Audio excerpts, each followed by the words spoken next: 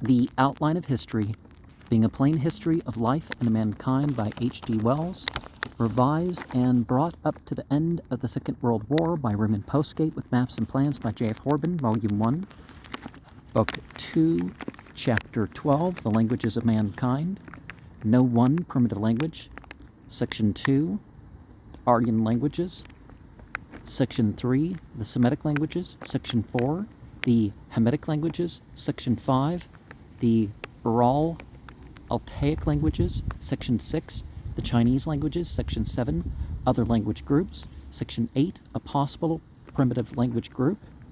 So, before anatomically modern human and our over 200 possible vocal sounds. 9. Some isolated languages. Section 1. It is improbable that there was ever such a thing as a common human language. We know nothing of the language of Paleolithic man. We do not even know whether Paleolithic man talked freely. We know that Paleolithic man had a keen sense of form and attitude because of his drawings, and it has been suggested that he communicated his ideas very largely by gesture. Probably such words as the earlier men used were mainly cries of alarm or passion or names for concrete things, and in many cases they were probably imitative sounds made by or associated with the things named.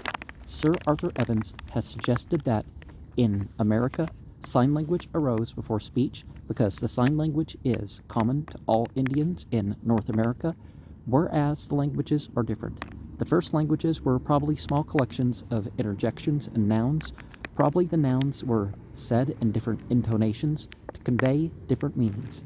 If Paleolithic man had a word for horse or bear, he probably showed by tone or gesture whether he meant bear is coming, bear is going, bear is to be hunted, dead bear, bear has been here, bear did this, and so on. Only very slowly did the human mind develop methods of indicating action and relationship in a formal manner. While other animals already have some of those things that we've seen just mentioned. Modern languages contain many thousands of words, but the earlier languages could have consisted of only a few hundred. It is said that even modern European peasants can get along with something less than 1,000 words, and it is quite conceivable that so late as the early Neolithic period, that was the limit of the available vocabulary. Probably, men did not indulge in those days in conversation or description. For narrative purposes, they danced and acted rather than told. They had no method of counting beyond a method of indicating two by a dual number and some way of expressing many. The growth of speech was at first a very slow process indeed, and grammatical forms and the expression of abstract ideas may have come very late in human history, perhaps only 400 or 500 generations ago. Section 2.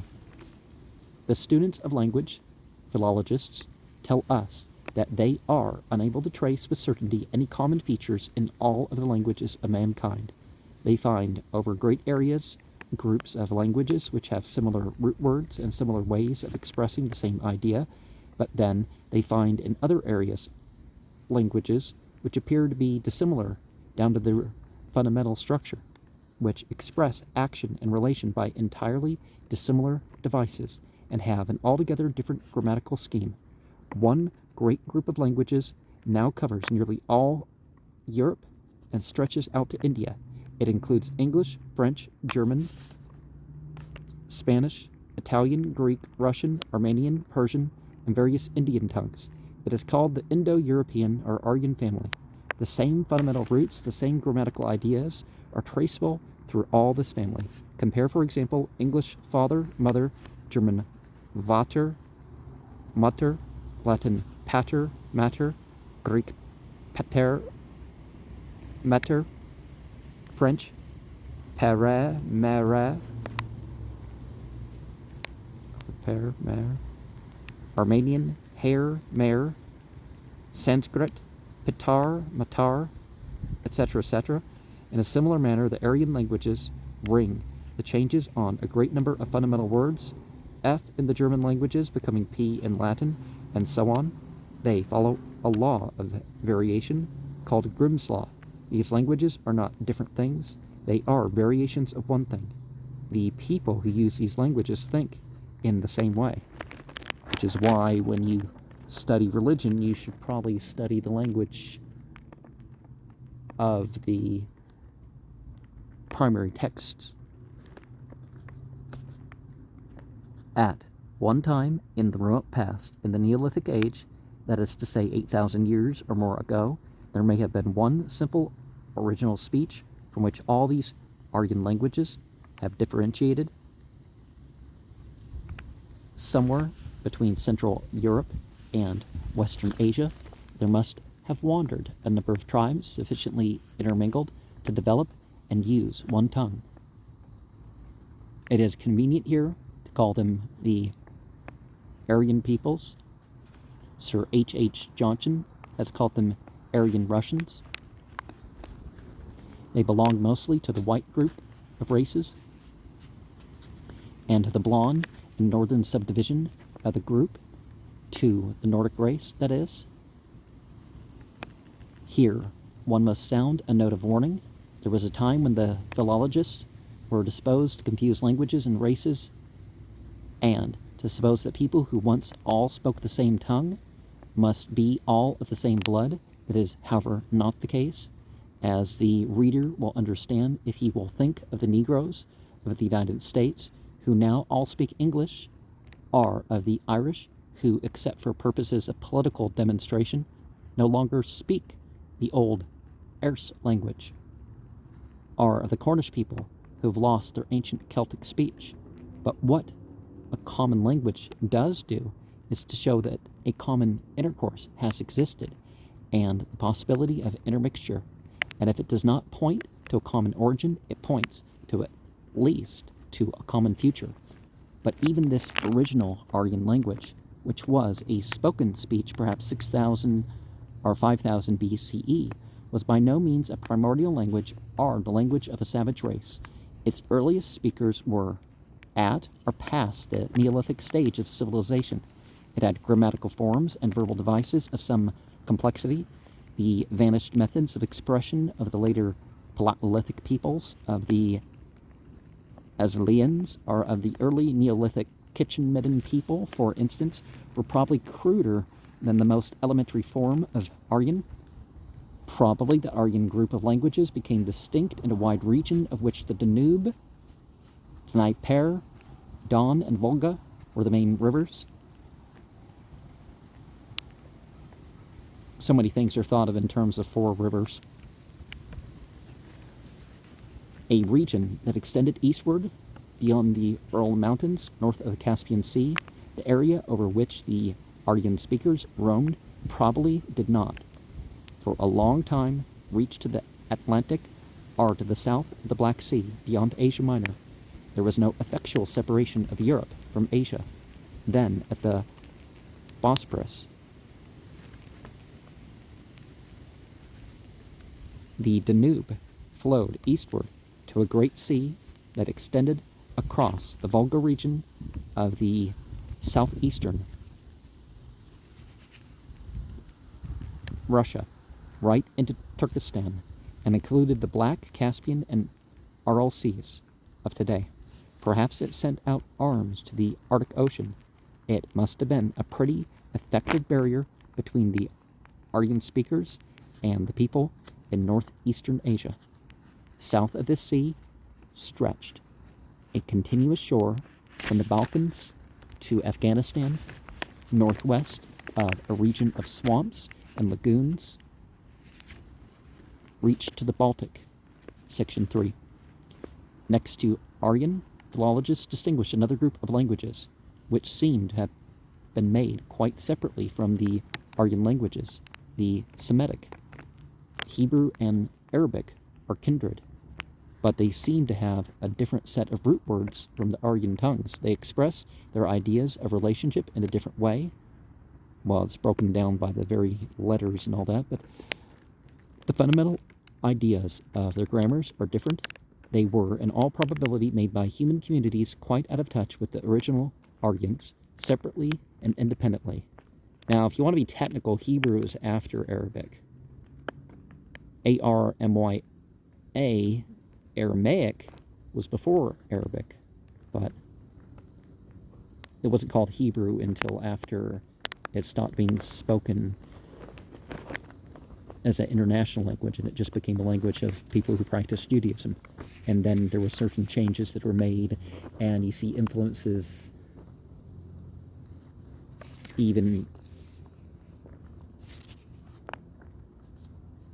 in the Talmud of Arabic inserted. Certainly by the time you get the Kabbalah stuff going, it's clear that Arabic was an influence. Hebrew, Arabic, Abyssinian, Ancient Assyrian, Ancient Phoenician, and a number of associated tongues are put together as being derived from this second primary language, which is called the Semitic. In the very beginnings of recorded history, that is by 4000 BCE and earlier, we found Aryan-speaking peoples and Semitic-speaking peoples carrying on the liveliest intercourse of war and trade around and about the eastern end of the Mediterranean, but the fundamental differences of the primary Aryan and primary Semitic languages oblige us to believe that in Neolithic times, before the historical period, there must, for thousands of years, have been an almost complete separation of the Aryan-speaking and the Semitic-speaking peoples. Now, you definitely see with the cuneiform and the Semitic languages the influence very strongly. Shape, sound, the types of things meant by the same roots. Although you can't just make a wild guess, you have to know which roots actually match up. The latter seem to have lived either in South Arabia or in Northeast Africa. In the early Neolithic age, the original Semitic speakers and the original Aryan speakers were probably living, so to speak, in different worlds. Now, one of the things that produced Arabic is the culture to the south. Their dams broke and it scattered people, and they carried on some of the ancient Egyptian too, and they carried on some of the Assyrian speak, and Amharic influenced Arabic. So original languages, we can't really point to any one that we probably know the name of as the oldest language. Section 4. Philologists speak with less anonymity of a third group of languages, the Hamitic, which some declare to be distinct from and others allied to the Semitic. The weight of opinion inclines now towards the idea of some primordial connection of these two groups. The Hamitic group is certainly a much wider and more various language group than the Semitic or the Aryan, and the Semitic tongues are more of a family and have more of a common likeness than the Aryan. The Semitic languages may have arisen as some specialized Proto-Hamitic group, just as the birds arose from one special group of reptiles, and the Aryan also from another Proto-Hamitic group, as the mammals did from another group of reptiles. It is a very tempting speculation, but one for which there is really no basis of justifying fact, to suppose that the rude primordial ancestor group of the Aryan tongues branched off from the Proto-Hamitic speech forms at some still earlier date than the separation and specialization of the Semitic. The Hamitic speakers of today, like the Semitic speakers, are mainly of the Mediterranean race. Among the Hamitic languages are the ancient Egyptian and Coptic, and the Berber languages of the mountain people of North Africa, the masked Tuaregs, and other such peoples, and what are called the Ethiopic group of African languages in Eastern Africa, including the speech of the Gallas and the Somalis. These Hamitic languages may have radiated from a center on the African coast of the Mediterranean, and they may have extended over the then existing land connections very widely into Western Europe. All these three great groups of languages, the Aryan, the Semitic, and Hamitic, it may be noted, have one feature in common which they do not share with any other language, and that is grammatical gender. But whether that has much weight as evidence of a remote common origin of Aryan, Semitic, and Hamitic is a question for the philologist rather than for the general student. It does not affect the clear evidence of a very long and very ancient prehistoric separation of the speakers of these three diverse groups of tongues. The Semitic and Nordic races have a much more distinctive physiognomy. They seem like their characteristic languages to be more marked and specialized than the broader, more fundamental Hamitic-speaking peoples. Section 5. Across to northeast of the Aryan and Semitic areas, there must once have spread a further distinct language system which is now represented by a group of languages known as the Turanian or Ural Altaic group. This includes the Lappish of Lapland, the Samoyed speech of Siberia, the Finnish language, Magyar, Turkish or Tartar, Manchu, and Mongol. It has not, as a group, been so exhaustively studied by European philologists, and there is insufficient evidence yet whether it does or does not include the Korean and Japanese languages, which I would say descended from there, so why not? H.B. Hulbert has issued a comparative grammar of Korean and certain of the Dravidian languages of India to demonstrate the close affinity he finds between them. Section 6. A fifth region of language formation was southeastern Asia, where there still prevails a group of languages consisting of monosyllables without any inflections, in which the tone used in uttering a word determines its meaning. This may be called the Chinese or monosyllabic group, and it includes Chinese, Burmese, Siamese, and Tibetan. The difference between any of these Chinese tongues and the more Western languages is profound. In the Pekingese form of Chinese, there are only about 420 primary monosyllables, and consequently each of these has to do duty for a great number of things, and the different meanings are indicated either by the context or by saying the word in a distinctive tone. The relations of these words to each other are expressed by quite different methods from the Aryan methods. Chinese grammar is a thing different in nature from English grammar. It is a separate and different invention. Many writers declare there is no Chinese grammar at all, and that is true if we mean by grammar anything in the European sense of inflections and concords. Consequently, any such thing as a literal translation from Chinese into English is an impossibility. The very method of the thought is different. Their philosophy remains still largely a sealed book to the European on this account, and vice versa, because of the different nature of the expressions. We may give an illustration of this profound difference in method. The four Chinese characters indicating affairs, query, imperative old, placed in that order, for example, represents why walk in the ancient ways. The Chinaman thus gives the bare cores of his meaning. The Englishman gets to the same sense by a bold metaphor. He may be talking of a conservatism in cooking or in bookbinding, but he will say, why walk in the ancient ways? Mr. Arthur Wallis, in the interesting essay on Chinese thought and poetry, which precedes his book, 170 Chinese Poems, Constable, 1918, makes it clear how in these fields Chinese thought is kept practical and restricted by the limitations upon metaphor that are imposed by the contracted structure of Chinese. Section 7. In addition to these families of languages, the following other great language groups are distinguished by the philologist. All the American Indian languages, which vary widely among themselves, are separate from any Old World group. Here we may lump them together, not so much as a family as a miscellany. There is one great group of languages in Africa from a little way north of the equator to its southern extremity, the Bantu, and in addition a complex of other languages across the center of the continent, about which we will not trouble here.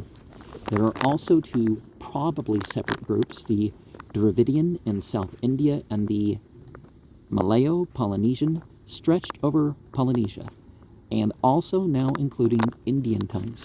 Now it seems reasonable to conclude from these fundamental differences that about the time when men were beginning to form rather larger communities than the family tribe, when they were beginning to tell each other long stories and argue and exchange ideas, human beings were distributed about the world in a number of areas which communicated very little with each other. They were separated by oceans, seas, dense forests, deserts, or mountains from one another.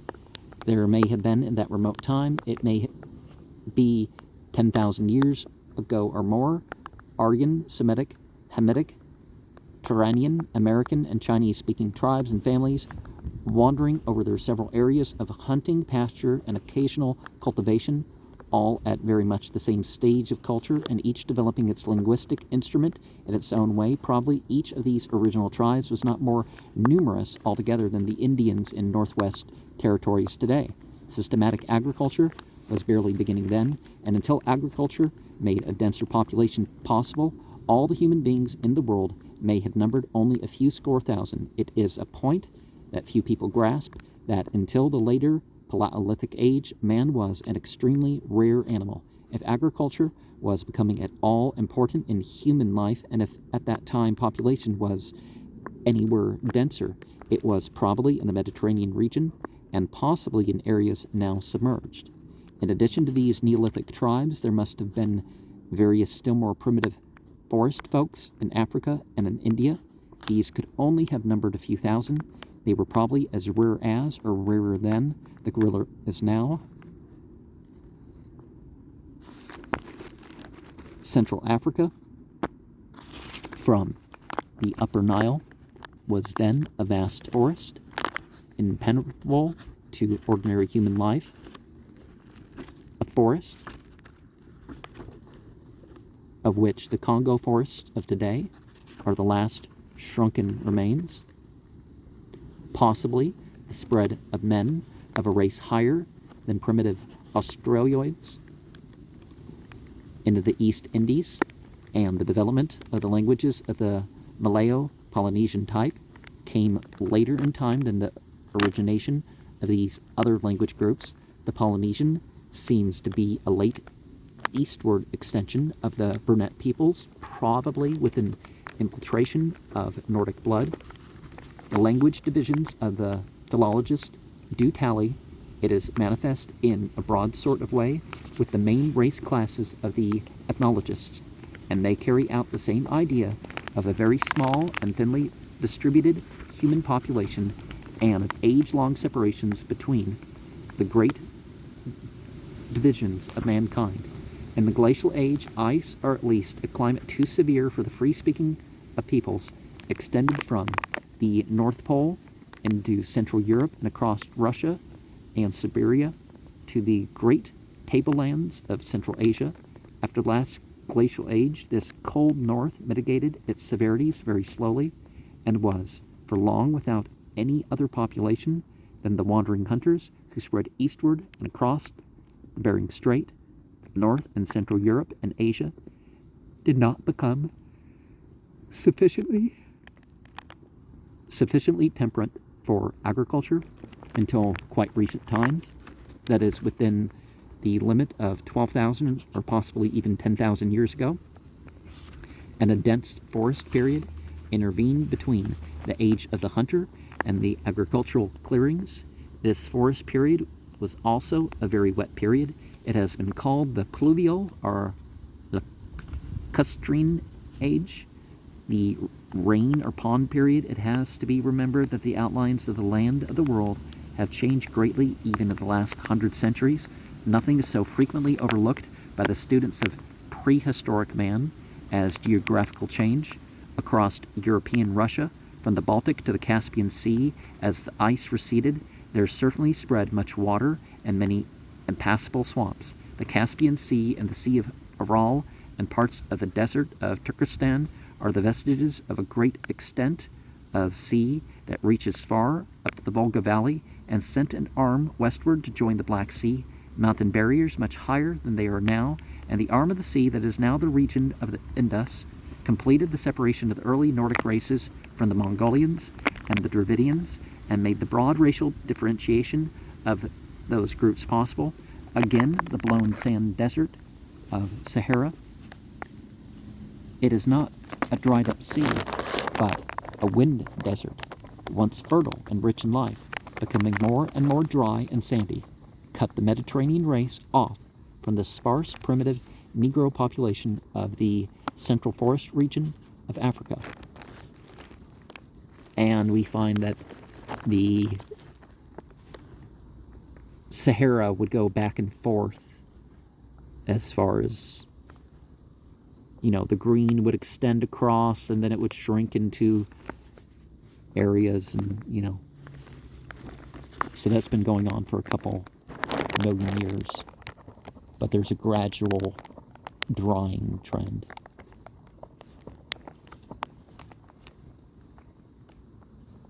And, well, everybody was called primitive human back then, but it just doesn't sound right the way it's phrased, right?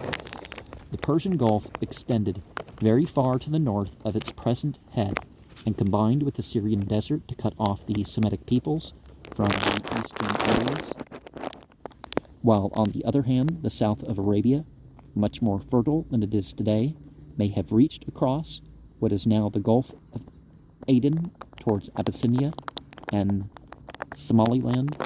The Mediterranean and Red Sea during the pluvial age may even have been fertile valleys containing a string of freshwater lakes, the Himalayas, and the higher and vaster Massif of Central Asia, and the northward extension of the Bay of Bengal of the present Ganges Valley, divided off the Dravidians from the Mongolians. The canoe was the chief link between Dravidian and southern Mongol, and the Gobi system of seas and lakes, which presently became the Gobi Desert, and the great system of mountain chains, which follow one another across Asia from the center to the northeast, split the Mongolian races into the Chinese and the Ural-Altaic language groups. Bering Strait, when this came into existence, before or after the pluvial period, isolated the Amerindians. And possibly because of the other stuff going on, people weren't coming from the other side anymore commonly. We are not suggesting here, be it noted, that these ancient separations were absolute separations, but that they were effectual enough at least to prevent any great intermixture of blood or any great intermixture of speech in those days of man's social beginnings. There was, nevertheless, some amount of meeting and exchange even then, some drift of knowledge that spread the crude patterns and use of various implements and the seeds of a primitive agriculture about the world. Presently, canoes and then ships appeared to increase this agricultural and trade propaganda. Section 8. The fundamental tongues of these 9 main language groups we have noted were not by any means all the human speech beginnings of the Neolithic age. They are the latest languages, the survivors, which have ousted their more primitive predecessors. There may have been other and possibly many other ineffectual centers of speech which were afterwards overrun by the speakers of still surviving tongues and of elementary languages which faded out. We find strange little patches of speech still in the world which do not seem to be connected with any other language about them. Sometimes, however, an exhaustive inquiry seems to affiliate these disconnected patches, seems to open out to us tantalizing glimpses of some simpler, wider, and more fundamental and universal form of human speech. One language group that has been keenly discussed is the Basque group of dialects. The Basques live now on the north and south slopes of the Pyrenees, They number perhaps 600,000 altogether in Europe, and to this day they are a very sturdy and independent spirited people. Their language, as it exists today, is a fully developed one, but it is developed upon lines absolutely different from those of the Aryan languages about it. Basques newspapers have been published in the Argentine and in the United States to supply groups of prosperous immigrants. The earliest French settlers in Canada were Basque, and Basque names are frequently among the French Canadians to this day. Ancient remains point to a much wider distribution of the Basque speech and people over Spain. For a long time, this Basque language was a profound perplexity to scholars, and its structural character led to the suggestion that it might be related to some Amerindian tongue. A.H.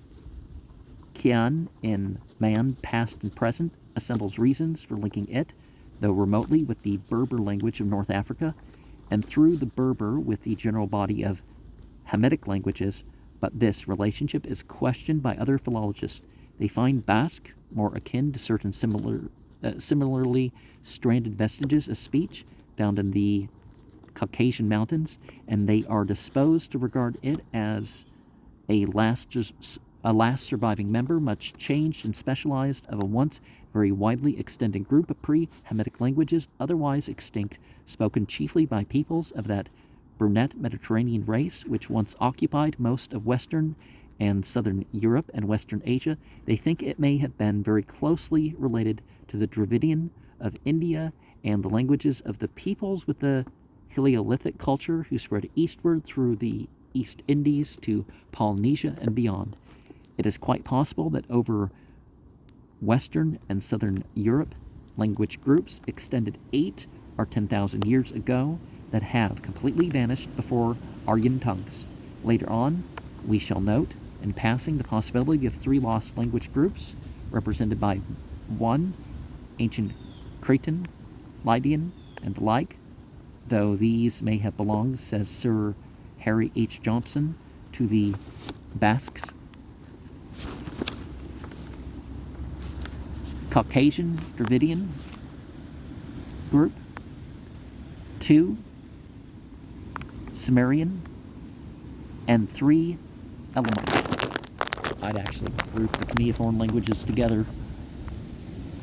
The suggestion has been made, it is a mere guess, that ancient Sumerian may have been a linking language between the early Basque, Caucasian, and early Mongolian groups. If this is true, then we have in this Basque, Caucasian, Dravidian, Sumerian, Proto-Mongolian group a still more ancient and more ancestral system of speech than the fundamental Hamitic.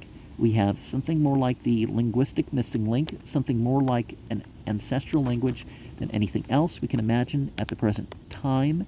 It may have been related to the Aryan and Semitic and Hamitic languages, much as the primitive lizards of later Paleozoic times were related to the mammals, birds, and dinosaurs, respectively. Section 9. The Hottentot language is said to have affinities with the Hamitic tongues, from which it is separated by the whole breadth of Bantu-speaking Central South Africa.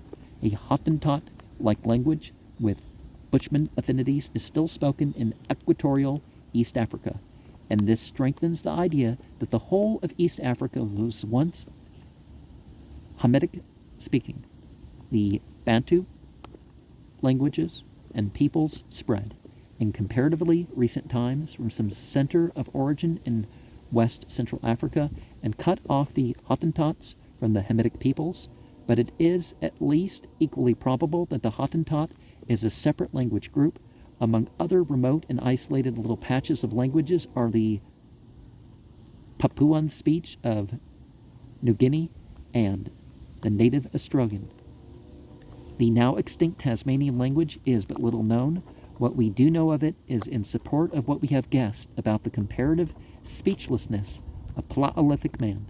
We may quote a passage from Hutchinson's Living Races of Mankind upon this matter. The language of the natives is irretrievably lost. Only imperfect indications of its structure and a small proportion of its words having been preserved. In the absence of sibilants and some other features, their dialects resembled the Australian, but were of ruder, less developed structure, and so imperfect that, according to Joseph Milligan, our best authority on the subject, they observe no settled order or arrangement of words in the construction of their sentences, but conveyed in a supplementary fashion by tone, manner, and gesture, those modifications of meanings which we express by mood, tense, number, etc. Abstract terms were rare. For every variety of gum tree or wattle tree there was a name, but no word for tree in general, nor for qualities such as hard, soft, warm, cold, long, short, round, etc. Anything hard was like a stone, anything round was like the moon, and so on, usually suiting the action to the word and confirming by some signed meaning to be understood. Now, some of these languages and so we have possible developments of languages disregarding admixtures. For example, the Turkish elements in Russian, Latin in English, Hamitic in Celtic, and so forth, and omitting various Indian, Melanesian, and other groups. So we have the Aryan, the Semitic, the Hamitic, the Negro languages. Oh, there's got to be a lot more than that. The Ural Altaic. We have elementary speech and gesture into the Australian group and the Tasmanian. Well, people tend to use their hands and stuff to speak anyways. Doesn't mean they didn't have advanced ideas. Like their theology, the ancient Australians, as long as they spoke their language, they were basically immune to the idea of accepting Christianity, which was interesting because their idea of divinity transcended the whole Father, Son, and other aspects of, the whole, if it died, it's not a God. If it's was born, it's not, et cetera, et cetera. Caucasian group of Western Caucasus, Dravidian group, Polynesian, Elamite, Sumerian.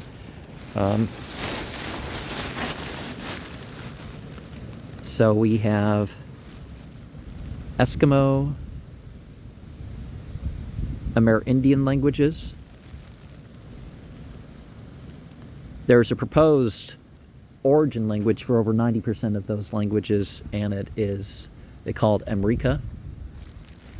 Japanese, Siamese, Chinese, Burmese, and the Ural Altaic, Manchu, Mongol, Turkish, Magyar, Finnish, Lappish, and Samoyed groups.